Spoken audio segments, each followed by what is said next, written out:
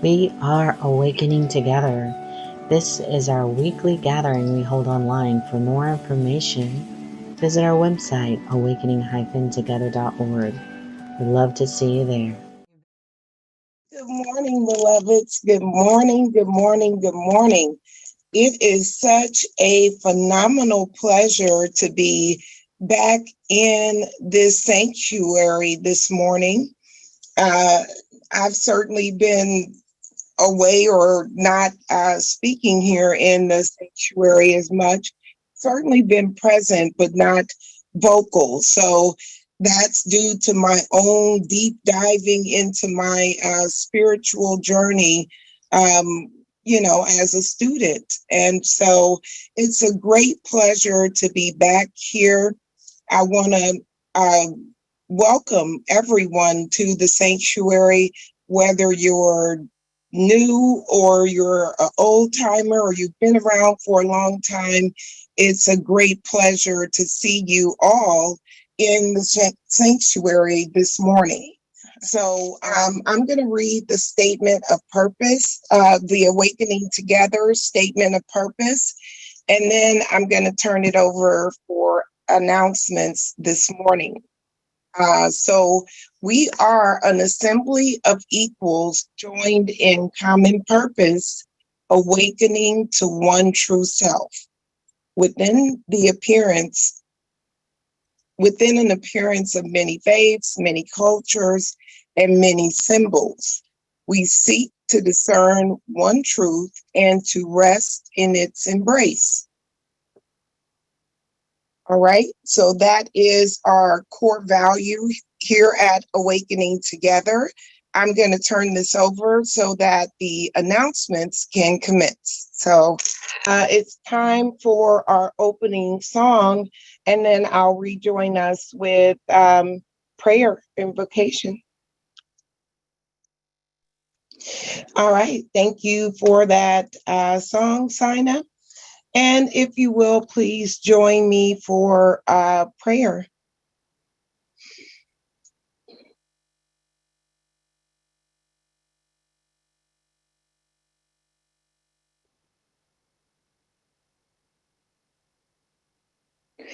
The Father and I are one.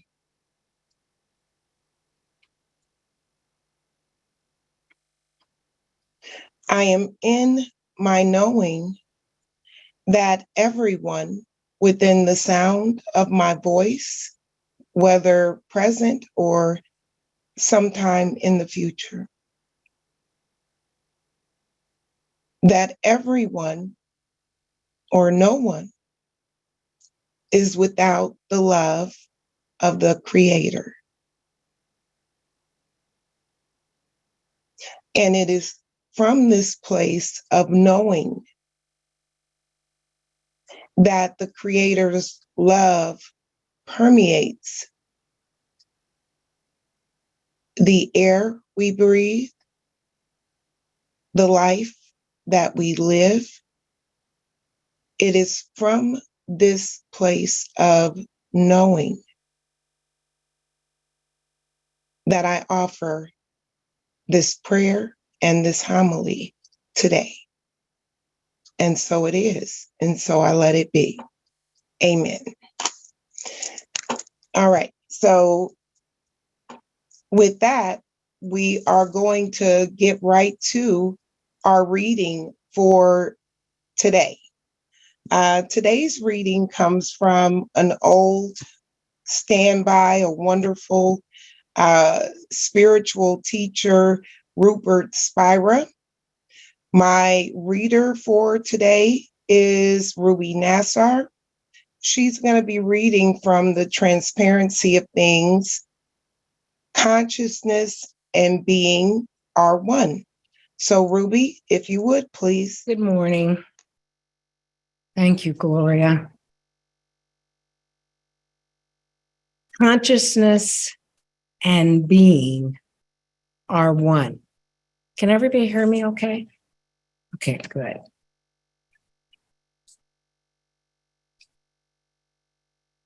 Identity is inherent in consciousness. Consciousness is by nature aware, conscious. That is what it is. And because it is aware, it is by definition capital self-aware. Capital self-conscious. Consciousness knows itself at all times because knowing is its nature. How could something that is itself knowing not know itself? Its knowing of itself is not the knowing of something.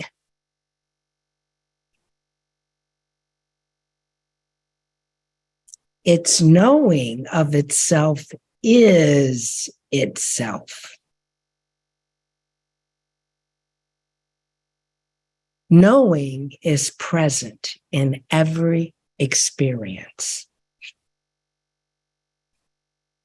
Consciousness is that knowingness.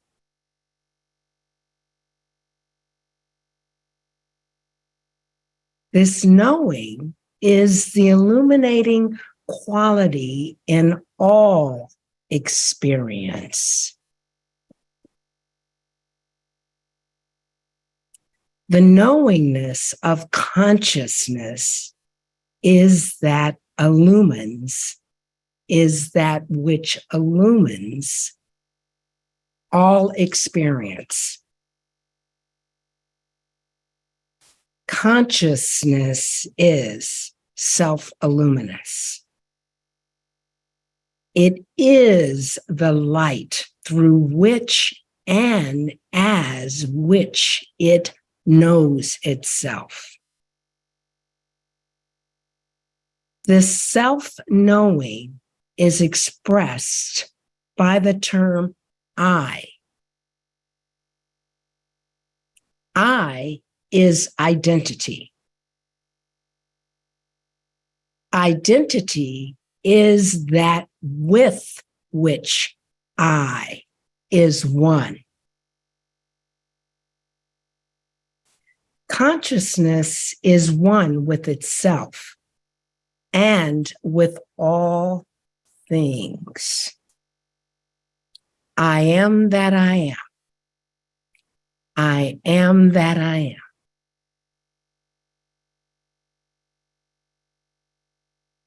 There is nothing present in consciousness except itself. Consciousness is empty of objective content, of everything that is not itself. This emptiness contains all things. It is pregnant emptiness. In its unmanifest state, consciousness knows itself as itself.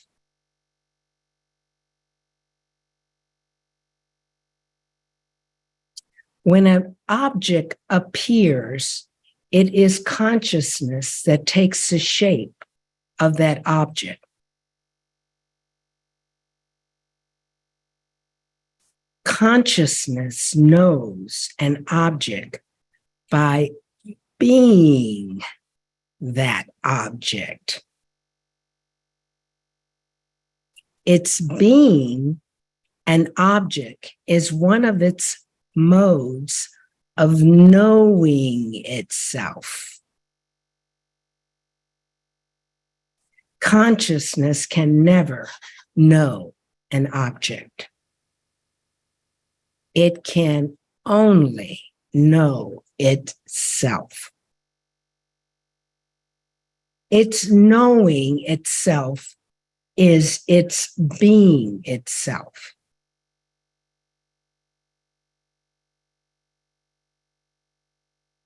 The existence of an object is its being or isness.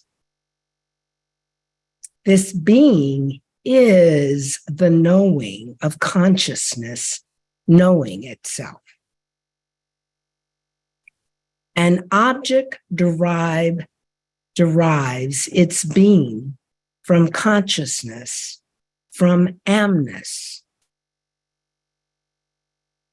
Being is present in every experience. Consciousness is that being.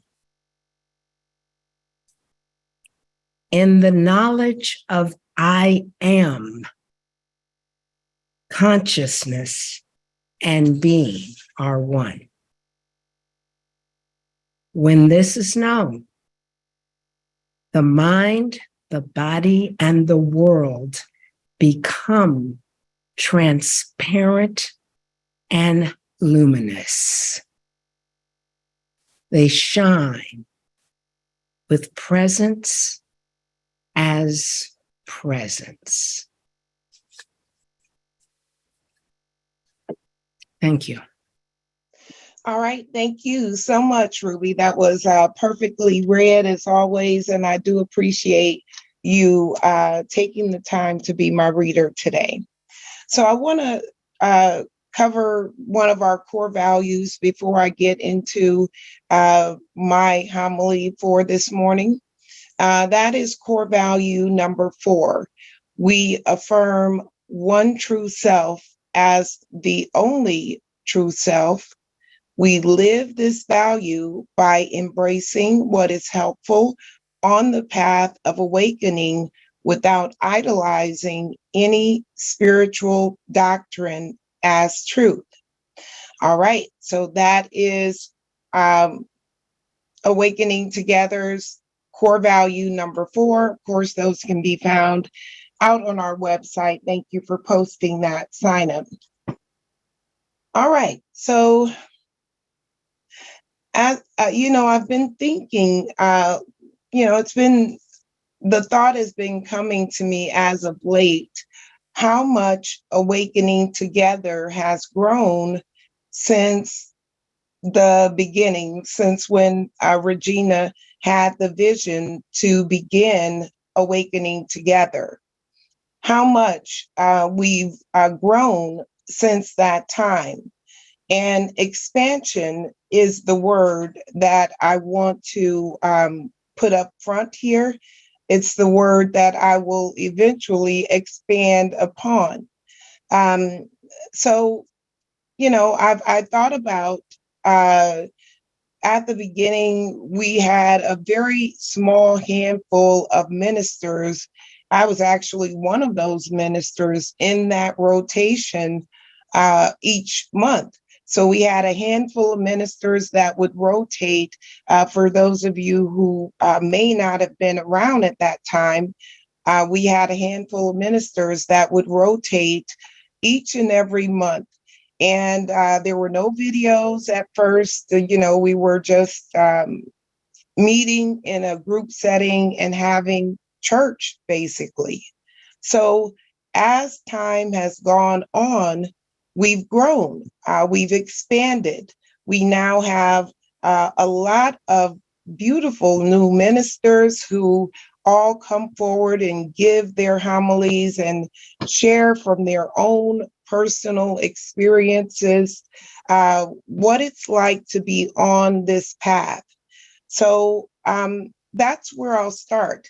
That if we look at the growth, the expansion that has occurred just within a very short period of time, even seeing our founding minister go on to retire and move on to other areas of life. So just looking at the expansion that's happened in Awakening Together over the past several years, you can clearly see a path of expansion. So, and that's a collective situation there. We have collectively expanded as a group, as a spiritual entity, what have you. So the same is true for us at the individual level. We are not stagnant in any way, nor have we ever been. As we progress on the spiritual journey that we're all obviously on, um, that's the goal, to expand consciousness. And as we expand in consciousness, we begin to see things anew. So, of course, at a micro level, I've also expanded, and grown over these many years that I've been involved with Awakening Together. This past year, I've spent a lot of time in uh, sabbatical, if you will, but not in a way where I'm gone off to a cave somewhere, but very much focused on a particular line of study that I was guided to get into, and just, focusing on my own development, my own spiritual development in my own way. And that's one of the things that I've always loved about Awakening Together, is there's never any mandate that we do a certain thing or be a certain way. It's that freedom that has empowered me to move beyond where I was, right? I was at a point really where I was feeling stuck. And for those of you who may be feeling stuck in your pursuit of awakening or oneness or what have you, I was feeling stuck at a certain level, like I'm understanding what I'm reading, what I'm hearing intellectually, but the experience of that fully wasn't mine to hold and to have. So, and that's kind of where I want to start at as well, the difference between belief and faith, right? The difference between belief and faith. So belief is external. It's something that, as I mentioned, I was taking a lot of information in, learning a lot, and it's all helpful. I mean, I don't want at all to insinuate that it was anything but helpful, because it was. But when you're taking information in from an external source, it is a belief. And we do this from the very beginning. From the very first breath, we're reliant on other people to give us what we need. And ultimately, we go on to form a myriad of beliefs about what's possible for us, um, whether or not we're worthy of the experience that we truly seek in life, which for us would obviously be, that journey towards oneness.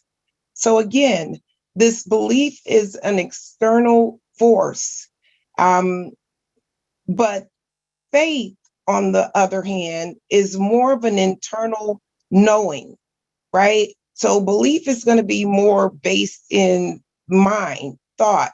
Um, Again, external forces feeding into our belief system, right? Most of it is pretty innocent, but it doesn't really empower us to um, be what we know we're capable of being, and becoming what we know we're capable of becoming. So the faith, on the other hand, is this dogged determination, right? To know the truth, not to be right about a belief, not to, um, reinforce a belief, but this dogged determination to know the truth. Faith is more of an internal thing. You know, back when Roger Bannister was the person who broke the mile, right? He had to have what I'm talking about now when I say faith, because prior to him breaking that record, no one else had done that before him. So surely people had to be saying, that's not possible. You won't be able to accomplish that. No one has ever done that. Um, you know, Surely he had to hear those types of comments with it haven't being done yet. But uh, he did, in fact, go on to break that record. And after that, of course, others followed behind him because it was no longer a belief that that could not be done. It was a knowing. And so that is what drove me into a different level beyond the level that I had previously reached, going beyond that because I was um, determined that I would know, or I am going to know who I am for real, right? Who I have always been, despite the evidence to the difference. Because a lot of that evidence that I've accrued over the years has been based in these beliefs that I've referred to, believing what was possible for myself, for my spiritual path, um, having a set of beliefs about what's possible will certainly stop you from experiencing what is reality, what is the ultimate truth. So as I've gone, down this path of moving into more of alignment with what I am, right? Moving beyond just that belief and into that knowing. But in order to do that, I really had to, and I'm still in the process of um, facing and releasing some of the things that those beliefs, some of the fears that those beliefs have caused me to have, right? Have prevented me from going beyond the level that I had previously reached, right? These beliefs ultimately led to fear, right? Fear is so sneaky. Fear is, it really makes you believe that you're safe, right? It's there to keep you safe. But in reality, true safety is the freedom from fear. It's the freedom from thinking that anything outside of you is, number one, in control of where you're capable of going, what you're capable of doing in your spiritual journey, right? It's beyond that. It tricks you into believing that this is going to keep you safe, stay over here, or don't do that, or don't go any further than that, and you'll be safe. No, that fear is, true safety is being free of that, being free and in your knowing about your relationship to God. And this always gets back to the one and only problem, the belief that we're separate from the Creator. I think about when Rubye was reading there. One of the lines in that reading was "I am that I am," and I think about the verse from the Bible where Moses was at the burning bush, and he asked the burning bush, "Who are you?" And the bush, the Spirit of God responded back, "I am that I am." Right? And I really got a revelation about that statement, "I am that I am." You know, really what's being said there is I can't be anything other than what you are. I am what you are. And so when we get to a point where fear and these beliefs prevent us from knowing that God is what we are, there's no separation between what I am and what God is. So the title of today's homily was Paper Crowns, right?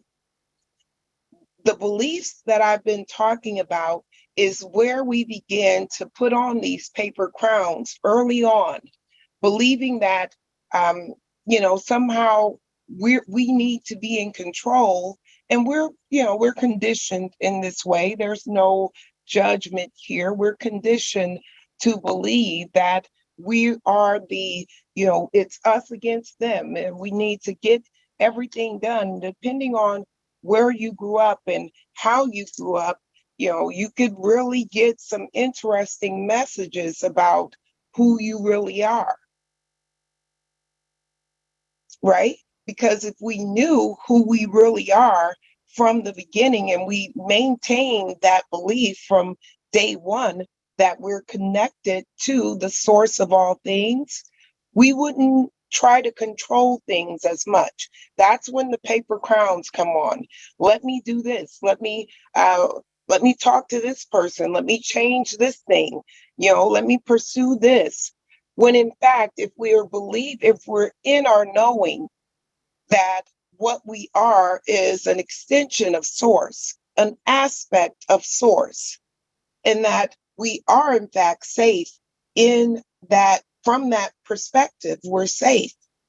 And from that perspective, we're able to surrender to divine will, to allow that divine and perfect will to continuously unfold in our lives and in the lives of the individuals that we love, right? If we're trusting in that connection, then we're trusting that whatever shows up is a part of that divine will, as are we, right? There's no separation between what I am and what God is. I am that I am. So over a course of time here, I looked at a book by, I believe his name was Thomas More. Thomas More. It was called The Gentle Way by Thomas More. And in that book, I use one of, and I want to share this with you all to assist with um, this ability to remain in your perfected knowing that you are safe, that whatever evidence that's showing up, because that was part of it for me too, as I moved deeper and deeper into this knowing that, yeah, I am safe. I was always worthy. There's no separation between me and what God is, and same is true for everyone else that I come in contact with. There's no separation between that individual and what I am, what God is. So the old beliefs, the things that have previously kept me from going beyond wherever I was on my spiritual journey would always come up for their acknowledgement. Wherever there was fear, I had to look at that. I had to be with that. I had to get through that. I had to let go of that, right? And the magnificent thing about that was in the letting go, that part was effortless. And I knew that when I was experiencing those types of things, I felt the effortlessness. I was amazed at the effortlessness of it. Where the striving, where the attempting to be was in holding it on to what I was not. That's where the struggle was. It's effortless when you get to a point to let go of those things that will come to make sure that this is what you really want to do. So you really want to let go of this fear? Well, here it is for you to face, to look at, to be with, to accept, to love, and to let go. Right? So this book by Thomas More, I listened to it on an audio book. I stumbled over it actually. I was looking for something else as such as it goes, right? Um, in this book, he talks about surrendering to divine will, allowing divine will to be what it is, right? There's clearly a power, a force. We can call it God, we can call it source, we can call it spirit, we can call it whatever we like. But there is an invisible source, light, and power that permeates all things, as Rubye read today for us from Transparency of Things. So, in trusting this divine will and this divine way, I stumbled across this book. And in it, he says that you can use this saying, and I've been using this: requesting the most benevolent outcome for your situation. So for me, that goes like, even before I came into this homily today, I request the most benevolent outcome for this presentation, this homily. What that does, and as I used it more and more, it doesn't mean you're going to get your way, right? It means that whatever occurs is going to be the most benevolent thing that could happen. Because if you know that you're an extension of source and that you're safe in that knowing, and that source is absolutely in full control of everything that's occurring in us, around us, collectively as a people, um, there's nothing outside of God. There's nothing before God. There's nothing going to be after God or beyond God. Everything happens within consciousness. So again, if we are really motivated to live in that place of knowing, then using that saying has been truly helpful for me.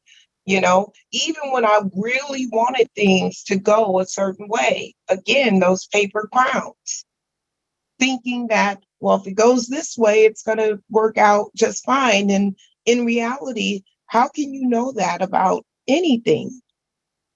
Anything that you could personally, the little self could personally come up with or prescribe a solution when it doesn't know, obviously, the unknown layers that are involved, right? So in this trust, and this goes back to faith as well, having that dogged determination that God is all there is. He is in all things. He is in me. He is in everyone else. So I can let go of the need to fear anything. Fear is not my friend. Fear is not your friend. Doesn't mean that if it's raining outside, we don't go get an umbrella. We absolutely go grab the umbrella. If there is a speeding car coming down the road, we absolutely get out of the way.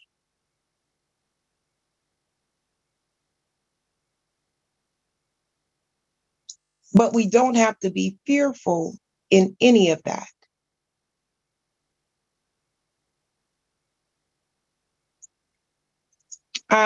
I guess in closing here, one of the things, and I'm going to be asking Sina to play a song for us to contemplate. The 100th name of God in the Quran is God is everything. God is in you. God is in me. God is everything, right? All things. Nothing is outside of God. Nothing has more power than God. So it's safe for us to place our trust in divine will and lay down the paper crown. All right, so I'm going to ask Sina to play this song for us to contemplate. It's called The Names of God. These beautiful names that really speak to what God truly is. All right, and thank you. Thank you. All right, thank you so much, Sina, for playing that song. If anyone would like to share, now would be the time for you to do so. Yeah. Hey, Gloria, as always, brilliant. As I sit here now, a couple of things stand out in my memory from the talk you just gave. One was, in some ways you have appeared to kind of step away a bit, like we haven't seen you as much as we saw you once upon a time. And, what I heard was the purpose of that was the deepening within your own awakening, the deepening within your own realization. And I think it's important to realize that sometimes we do have to step away.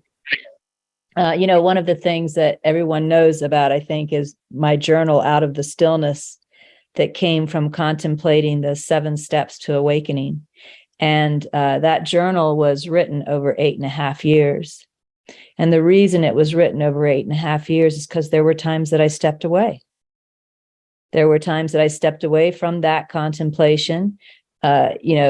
Other things occurred. Maybe I wrote MPP, maybe I wrote gentle healing, maybe I was writing awakening together policies, but I stepped away, but then I always came back. And whenever I came back, I would come back to the very next quote where I had left off. And what I always saw was that my stepping away prepared me for the next quote. It was amazing. It happened over and over and over again. And my mind could have judged me as doing something wrong, like I quit. I I abandoned it for a while, but that was never true. That would have just been the mind's interpretations. That was not true a single solitary time. Everything, what I saw through doing that was that everything was under perfect orchestration all the time. And of course, that's another thing that you said. I actually quoted it in the chat.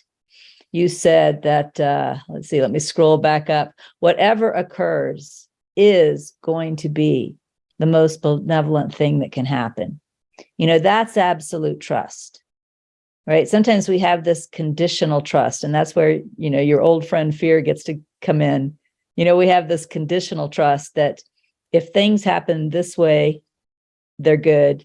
But if things happen this way, they're bad. And what we're really, quote, trusting, which is actually fear masquerading as trust, what we're trusting sometimes is that things will go the way that we think is good. And that is just fear. It sounds like trust, but it's just fear. And as you've pointed out, fear is not our friend. Fear pretends to protect us, but true freedom is being free from fear, which really means true freedom is true trust. And true trust is what you said. whatever occurs is going to be the most benevolent thing that can happen. That's absolute trust. There is no fear in that statement whatsoever. And so just trusting everything, knowing that even if I can't see right now how this is love, how this is for my benefit, knowing that it is, and knowing that it is opens our eyes to seeing how it is, right? Eventually that sight does come. So as always, Gloria, you have never once let me down from the very first time you opened your mouth as a minister here, continuing to this day. It's always brilliant. It's always clear. It is obvious that you are looking within yourself, and just keep doing that no matter how that looks. Thank you very much.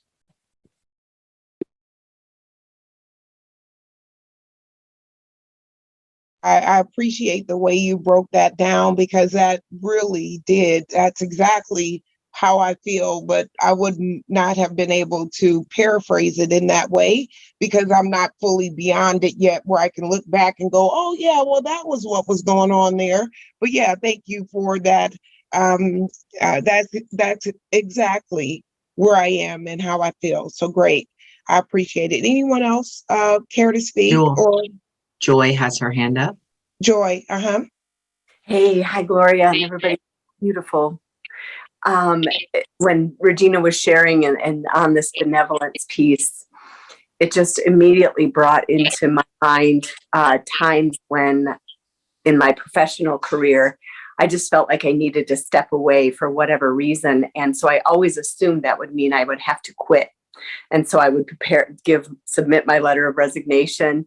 And the two times I most remember were they didn't want me to. They were like, we will give you a leave of absence, whatever you need, blah, blah, blah. It was always just an embrace and the benevolence, that came forward when one felt like they just needed some time to reflect. So thank you. I just wanted to share that. And Doug has his hand up. Hi, everybody. Thank you so much, Gloria. And, I always think of you, Gloria. Very few people here, only, I think, Regina probably.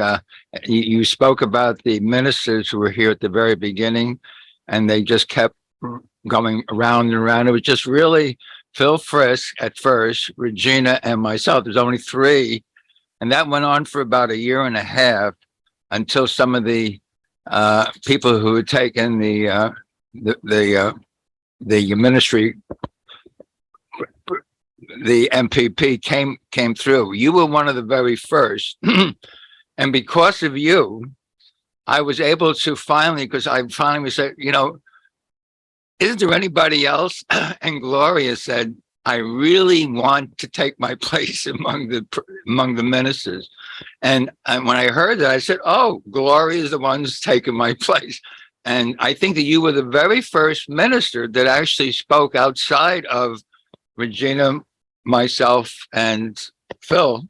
And I thank you for your earnestness, your willingness. And today, obviously, you've done exactly what Regina has said. You waited, you went deeper, and you came back. And that was just a beautiful homily. Thank you so much. Thank you, Doug. I appreciate you. All right. So yeah, that is so beautiful. Thank you all. Thank you for this opportunity to speak. I'm going to ask Sina to play our closing song. If anyone else would like to speak, you're certainly welcome to hang out for fellowship time and share your thoughts there as well. Again, thank you for the privilege and the beauty of sharing some time with me this morning. Been watching our online gathering. It happens weekly on Sundays at 10:15 a.m. Eastern Time. To join us live in the sanctuary, visit our website, awakening-together.org. You'll want to click on Online Sanctuary in the main menu, and then in the drop-down menu, look for How to Enter the Sanctuary. Right there at the top of the page is a clickable link. We'd love to see you in the sanctuary and join with you in fellowship. Thank you again for watching. Also, please know that if you'd like to stay connected via the Awakening Together channel here on YouTube, You can subscribe and hit the bell for more notifications. We hope to see you in the sanctuary.